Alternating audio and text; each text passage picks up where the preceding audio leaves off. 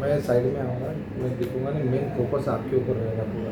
ठीक। क्योंकि सवाल जवाब आपसे होने वाले हैं, क्योंकि आप जो दिखा रहे हो, जो आपको मतलब सेफ्टी के बारे में फील्ड में नए स्टूडेंट जो आने वाले हैं उनको आप गाइडलाइंस कर रहे हो, तो शुरू से बेसिक कैसा बताना चाहोगे? पहले तो ये आप बताइए, पहले इंट्रोडक्शन दीजिए आपका पूरा। मेरा नाम विष्णु पटेल है, मिर्ज़ापुर उत्तर प्रदेश का रहने वाला हूँ। हमारे क्षेत्र में सेफ्टी का बहुत ही कम लोग जानते हैं कि व्हाट इज़ द सेफ्टी, क्या होता है, क्या करते हैं इसमें, सेफ्टी का रूल्स रिस्पॉन्सिबिलिटी क्या है, ये सब बहुत कम लोग जानता है। तो इस वीडियो के माध्यम से अपने दोस्तों, पड़ोसी, रिश्तेदारों और जो नए सेफ्टी फ्रेशर्स में जा रहे हैं उनके लिए एक अच्छी सी क्वालिटी सी जो है कि वीडियो ला रहा हूँ मतलब अपने आपके साथ। मोटा मोटी नौजवानों को, युवाओं को आप एक मतलब एक राह दिखा रहे हो कि जी जी, कहाँ मतलब इसमें भी करियर आप बना सकते हो सेफ्टी फील्ड में। ओके।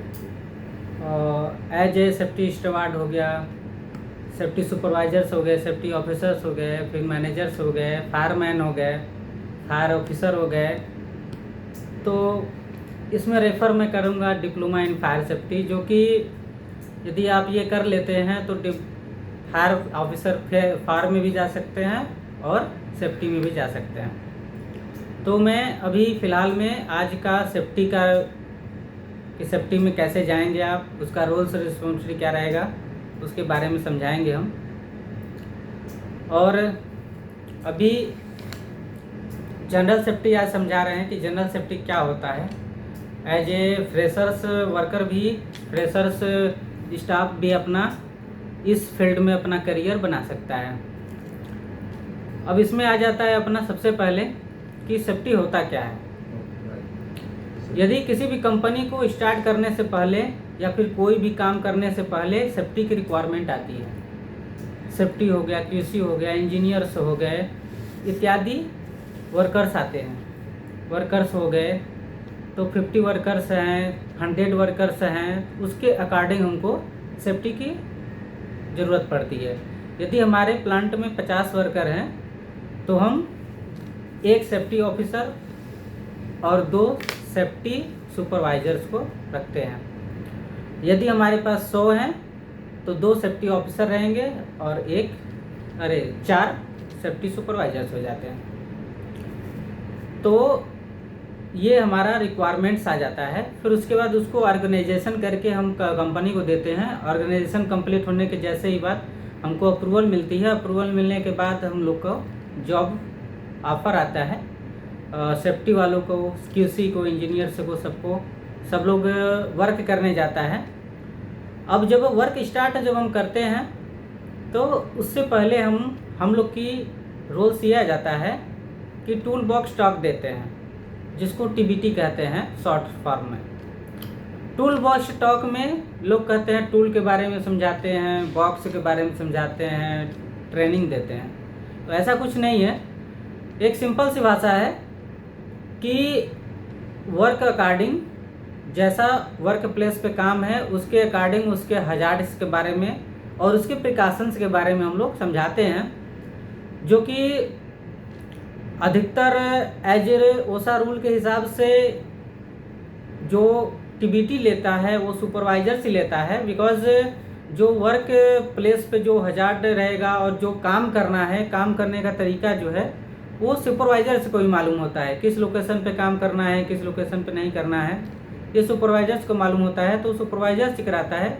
लेकिन लोग कहते हैं कि सेफ्टी वाले भी करवाएं, तो कुछ लोग करवाते हैं, सेफ्टी में भी करवाते हैं। सेफ्टी सुपरवाइजर्स लोग जाते हैं वहाँ पे कराते हैं।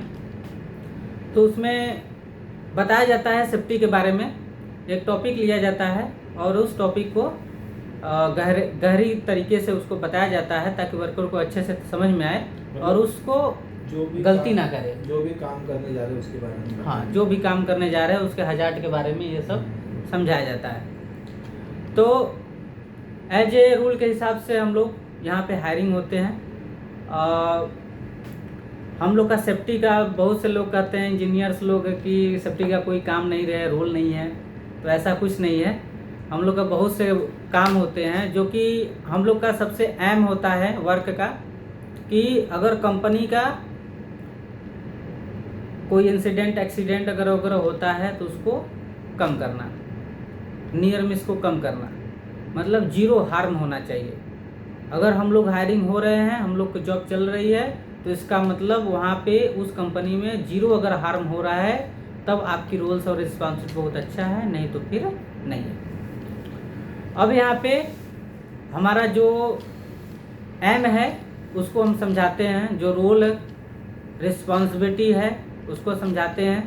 सर्वप्रथम कोई भी वर्क स्टार्ट होता है तो वहाँ पे PTW, परमिट टू वर्क, कोई भी वर्क स्टार्ट करने से पहले PTW, परमिट इशू करवाते हैं। अब परमिट क्या होता है? यदि कोई भी हम काम करते हैं तो कंपनी से हम लोग कॉन्ट्रैक्टर काम करेगा। एज एग्जाम्पल के तौर पे NTPC है, NTPC के अंडर में है सीमर। अब सीमर कॉन्ट्रैक्टर है या फिर एजेंसी है। अब ये एजेंसी क्लाइंट से अथॉरिटी मांगेगी कि सर हमको ये हॉट वर्क करना है, कोल्ड वर्क करना है, उसके बारे में समझना है हमको, और उसका प्रिकॉशंस हम ले लिए हैं, आप हमको अथॉरिटी दीजिए। परमिट के भी टाइप होता है अलग अलग। हाँ, परमिट के टाइप्स होते हैं, तो वही बता, तो वो भी बता देते हैं अभी 2 मिनट। तो उसमें क्या है, हॉट वर्क कोल्ड वर्क समझाते हैं कि हमको हॉट वर्क करना है इस लोकेशन पे इतना टाइम तक। तो फिर वहाँ पे क्लाइंट से जाकर बात करते हैं, तो फिर वो बात करते टाइम उसको अगर संतुष्ट हुए क्लाइंट हमारे तो उसको अथॉरिटी मिल जाती है, फिर साइन होता है। और PTW जो होता है, परमिट टू वर्क, सुपरवाइजर्स करते हैं या फिर सेफ्टी सुपरवाइजर्स करते हैं। अब परमिट जो होता है 6 प्रकार का होता है, कुछ लोग 7 भी प्रकार के कहते हैं।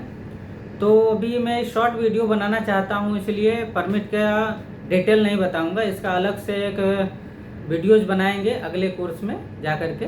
अब ये फर्स्ट मेरा वीडियो है, तो फिर नेक्स्ट वीडियोज़ में आपको परमिट के बारे में समझाया जाएगा, और भी कुछ होते हैं एज डिटेल्स के हिसाब से।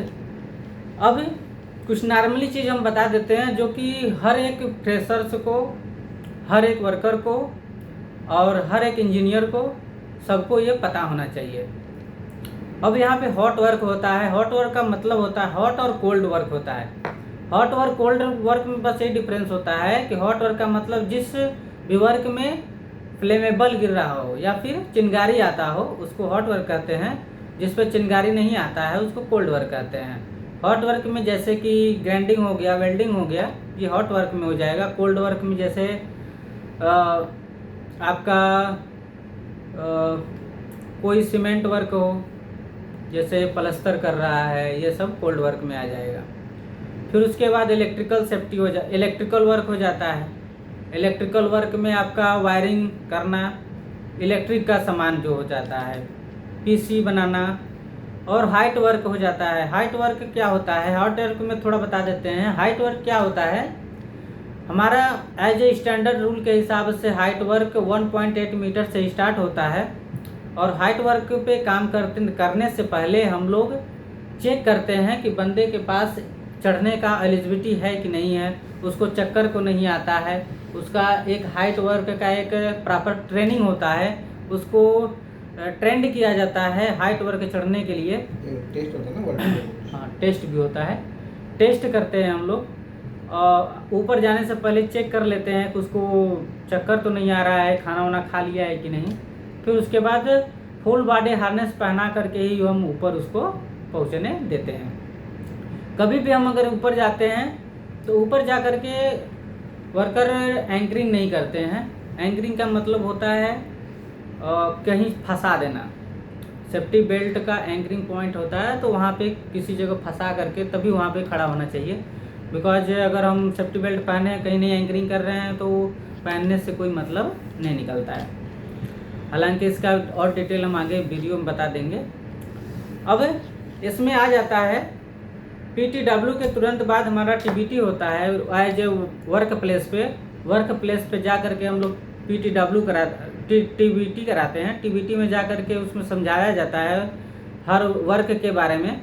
अब इसके बाद हम लोग साइट पर घूमते रहते हैं, हमारे सुपरवाइजर्स हो गए, सेफ्टी स्टवार्ड हो गए, साइट पर जा कर के विजिबल देखते हैं कि सही से वर्कर काम कर रहे हैं कि नहीं, पीपीस पहनते हैं कि नहीं, पहन रहे हैं सही से कि नहीं, अच्छे से वर्क कर रहे हैं कि नहीं, हाइट पे चढ़े हैं तो सेफ्टी बेल्ट पहने हैं कि नहीं, ये सब देखते हैं। देखने के बाद जो भी ऑब्जर्वेशन होता है उसको ऑब्जर्व करते हैं और अपने सेफ्टी ऑफिसर को अपडेट करते हैं। अपडेट करने के बाद जो है उसको मॉडिफाई करवाते हैं, मॉडिफाई करके उसको क्लाइंट को बताया जाता है। और अपना HSC मीटिंग्स होते हैं उसमें बताया जाता है जो भी एक्सीडेंट, अनसेफ कंडीशन इंसिडेंट होता है, HSC मीटिंग होता है, HSC ट्रेनिंग होता है, और सुपरवाइजर्स का अलग होता है, वर्करों का अलग होता है, हर लोग का मीटिंग ट्रेनिंग वगैरह होता रहता है। अब इसमें अनसेफ एक्ट क्या होता है, अनसेफ कंडीशन, नियर मिस और incident, accident, observation, DSR, MSR, जैसे हीरा MS, इसके बारे में इसको कुछ थोड़ा बहुत समझा देते हैं। ले लेते हैं अनसेफ एक्ट और अनसेफ कंडीशन। अनसेफ कंडीशन एक ठेठ भाषा में बता देता हूँ। अनसेफ एक्ट उसे कहते हैं जो आप जानबूझकर कहते हैं वो अनसेफ एक्ट हो जाता है, और जो अनजाने में हो जाता है वो अनसेफ कंडीशन हो जाता है। अब नियर मिस क्या होता है? नियर मिस का मतलब बाल बाल बचना। मान लीजिए अगर आप जा रहे हैं, आपके बगल से कोई सामान गिरता है, आप बच जाते हैं, वो उसको बाल बाल बचना कहते हैं, नियर मिस कहलाता है इंग्लिश में। हम बाइक से जा रहे हैं और दो बाइक और जा रहा है और आगे से हमारा कोई गाड़ी आ गया 4 व्हीलर, और इतना से बस बचे हम लड़ने से उससे, नहीं तो मेरा एक्सीडेंट हो जाता, उसको हम कहते हैं नियर मिस। अब एक्सीडेंट और इंसिडेंट में क्या होता है? इंसिडेंट एक्सीडेंट में बस एक ही जो डिफरेंस होता है, एनवायरमेंट हरासमेंट और आपका पर्सनल इंजरी और प्रॉपर्टी डैमेज। यदि ये तीनों होता है तो उसको एक्सीडेंट कहते हैं। सिर्फ प्रॉपर्टी डैमेज होता है, एनवायरमेंट हरासमेंट होता है तो उसको हम इंसिडेंट कहते हैं। बस यही दोनों में अंतर है। ऑब्जर्वेशन आपको पहले ही बता दिया। ऑब्जर्वेशन का मतलब होता है कोई भी अनसेफ एक्ट कंडीशन हम लाते हैं, उसको अब रिपोर्ट करते हैं अपने सेफ्टी ऑफिसर से, तो वो हो जाता है अपना ऑब्जर्वेशन। अब जैसे हीरा MS होता है, जैसे का फुल फॉर्म होता है जॉब स्पेसिफिक एनालिसिस, ठीक है, जॉब सेफ्टी एनालिसिस हो जाता है। अब जैसे का मतलब होता है जो वर्क होता है उसका हजार्ड होता है, उसका प्रिकॉशंस होता है, यही 3 कॉलम होता है। अब हीरा आते हैं, हजार्ड आइडेंटिफिकेशन, रिस्क असेसमेंट हो गया। इसमें क्या होता है? इसमें भी वही तीनों रहेगा, वर्क, हजार्ड, प्रिवेंशन, बस इसमें सेवेरिटी हो जाता है, रिस्क कितना है, हाई है कि लो है, सेवेरिटी कितना है, 1 2 3 है, ये अटैच हो जाता है, तो इसलिए इसमें हम हीरा इसको बोलते हैं। फिर उसके बाद मेथड स्टेटमेंट हो जाता है जिसको MS बोलते हैं, वो हमारे इंजीनियर साहब बना कर देंगे, जो भी इंजीनियर हो। MS में हम क्या बनाते हैं? MS में जो भी वर्क करते हैं उसका पूरा का पूरा प्रोसेस चलता है।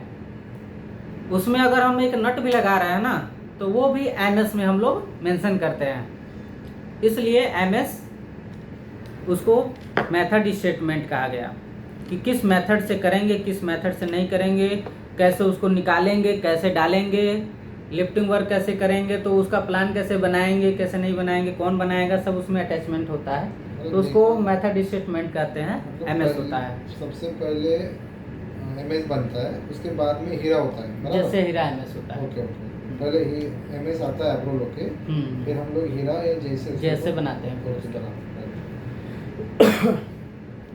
अब इसके बाद हम आते हैं DSR और MSR में। Daily safety report, MS monthly safety report. अब MSR और DSR में कुछ डिफरेंस नहीं होता है, बस यही होता है कि जो डेली सेफ्टी रिपोर्ट बनाते हैं वो DSR हो जाता है, जो मंथ में एक बार बनता है वो MSR हो जाता है। अब इसमें अब होता क्या है, इसमें मैन आवर्स कितना हुआ है, मैन आवर्स कितना हुआ है, उसका सेफ वर्किंग कितना हुआ है, incident, accident, first aid, training कितना हुआ है, फिर उसके बाद LTI, MTI, ये सब कितना हुआ है, सब काउंटिंग करके हम लोग उसको देते हैं, तब जाकर के वो MSR बनता है। MSR एक बहुत बड़ा फील्ड होता है, उसको समझने में थोड़ा टाइम लगेगा, उसका भी एक दूसरा वीडियो बन जाएगा। अब इसमें कन्फाइंड स्पेस पे आ जाते हैं। कन्फाइंड स्पेस क्या होता है? कन्फाइंड स्पेस एक सीमित स्थान होता है जहाँ पे आने जाने का स्थान नहीं होता है। अब उसको वहाँ पे जाने से पहले हम लोग ट्रेंड बंदा ही जा सकता है कन्फाइंड स्पेस के अंदर। जो ट्रेंड बंदा हो उसको स्पेशली एक कन्फाइंड स्पेस का ट्रेनिंग देते हैं हम लोग, तब वो अंदर जा सकता है। और उसमें काम करने में लड़के असमर्थ होते हैं, और ऑक्सीजन की कमी होती है, जहरीली गैसेज होती हैं। कौन सी गैसेज पाई टॉक्सिक गैसेज हो जाती हैं, तो ये सब चीज़ें उसमें बहुत ज़्यादा पाई जाती हैं, तो इसलिए उसको हम कन्फाइंड स्पेस कहते हैं। यदि उसमें अगर कोई फ्लेमेबल गैस अगर ज़्यादा है, अगर उसमें चला जाता है तो उसमें वर्कर बेहोश हो सकता है, तो उसका रेस्क्यू करना पड़ता है, उसका प्रोसेस बहुत ज़्यादा होता है।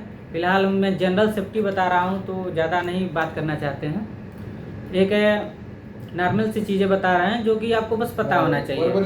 वर्बली जो नए फील्ड में आने वाले हाँ, हैं हाँ, उनके लिए सही बहुत जरूरी चीज़ें होती है कि ये चीज़ होती है सेफ्टी में। हाँ, और इसमें जो ऑक्सीजन होता है वो ऑक्सीजन अपना वहाँ पे 19.5 से 23.5 के बीच में ही होना चाहिए। अब आगे आते हैं केमिकल सेफ्टी में। केमिकल सेफ्टी में आप एक चीज़ हमेशा याद रखिएगा, केमिकल सेफ्टी जो होता है MSDS, अगर हर एक केमिकल का एक MSDS होता है, आप उस MSDL को मटेरियल सेफ्टी डाटा शीट होता है, अगर उसको आप पढ़ लेते हैं तो आराम से जो है केमिकल सेफ्टी के बारे में समझ जाएंगे। एक्सकावेशन होता है आगे। एक्सकावेशन का मतलब होता है कि गड्ढा खोदना। यदि हम कहीं गड्ढा खोदते हैं तो सबसे पहले वहाँ पे क्या करते हैं, बैरिकेशन करते हैं। बैरिकेशन के बाद